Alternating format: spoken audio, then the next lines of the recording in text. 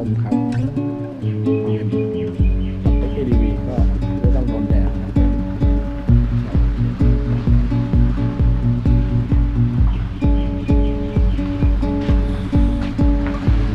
ที่เทวันดารากุยบุรีนะคะแล้วตอนนี้นะคะเรากำลังจะไปเล่นน้ำค่ะที่ไหนนะคะที่เทวันดาราค่ะกุยบุรีดูครับห้องเป็นอะไรคอนเน็กแล้วห้องคอนเน็กเปิดเข้ามาก็จะมีห้องแค่นี้ใช่โอ้เป็นคอนเน็กครับห้องคอนเน็ก2 ห้องแต่จริงๆจูเนียร์สวีทจะใหญ่กว่า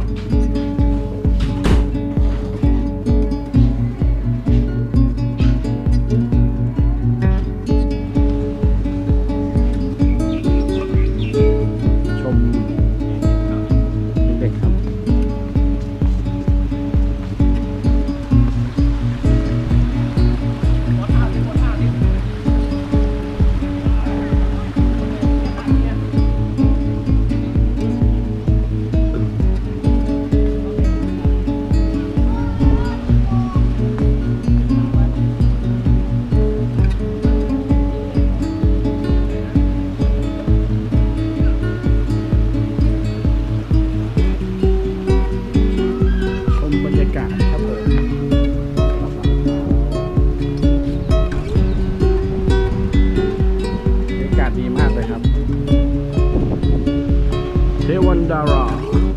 กุยบุรีครับผมเงียบสงบไร้ผู้คน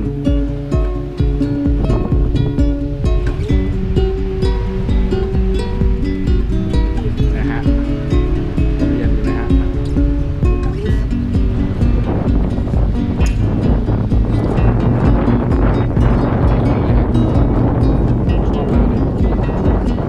ก็ลูกใกล้จะเปิดเทอมแล้วก็เลยพรุ่งนี้เช้าผมจะถ่ายอาหารเช้าให้ดูนะฮะที่นี่อาหารเช้า very good มากเลยนะฮะ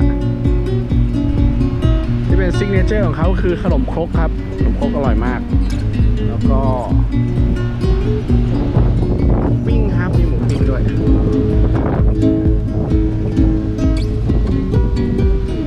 ใช่ครับ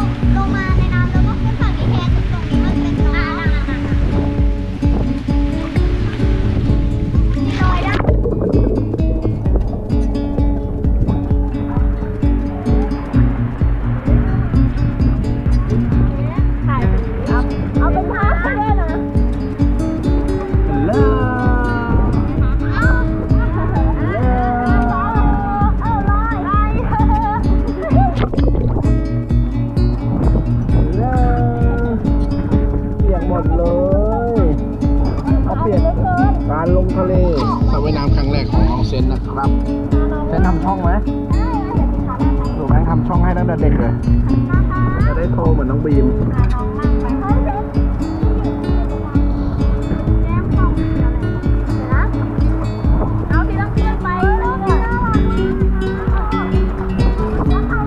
ี่วันดาราครับผมกุยบุรี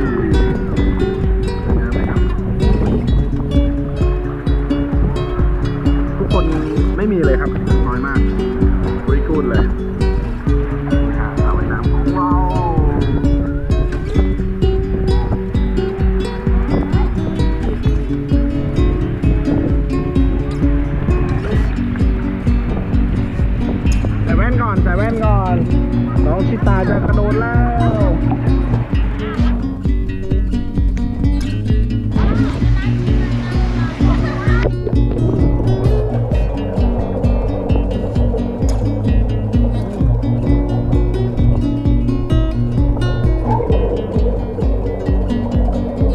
ดู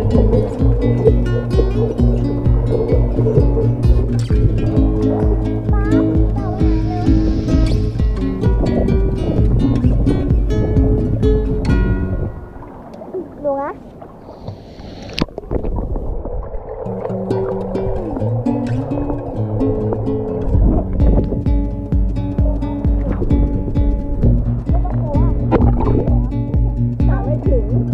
สวัสดีครับ ผมเซนครับ ค่ะไม่ค่ะค่ะไม่ บ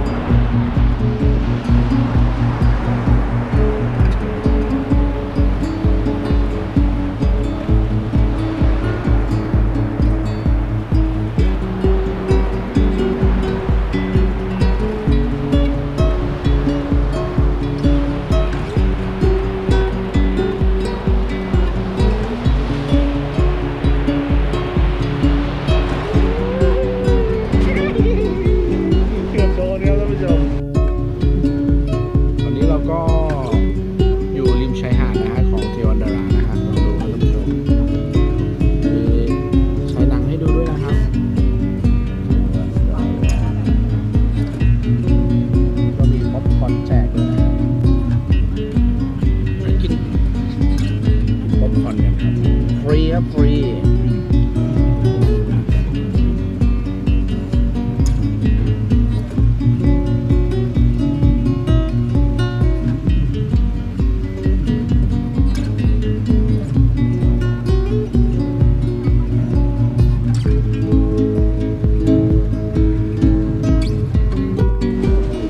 นี่สวัสดีค่ะอาหารเช้าของเราคือ